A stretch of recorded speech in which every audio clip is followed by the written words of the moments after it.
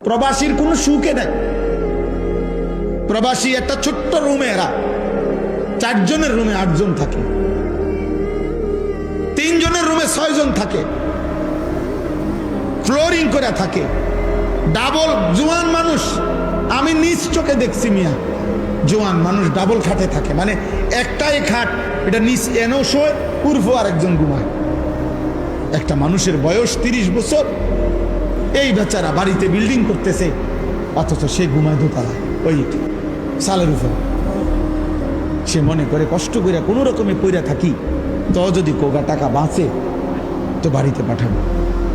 আমার ছেলেটা বড় হয়ে যেতেছে, ওর ফর্ম ফিল আপ আছে, রেজিস্ট্রেশন আছে, ওর টাকা পয়সা লাগবে, পরীক্ষার খরচ আছে, পড়ালেখার অনেক খরচ।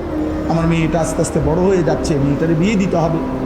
আমার একটা পুরান ঘর, এই ঘরটা আমার নতুন করে ভাঙিয়ে একটা ঘর করতে হবে, কুদুর ফার্নিচার নাই ঘরে। এই স্বপ্ন দেখে দেখে দেখে দেখে আশায় আশায় বুক বাইধা এই বেচারা আজকে 16 বছর 32 বছর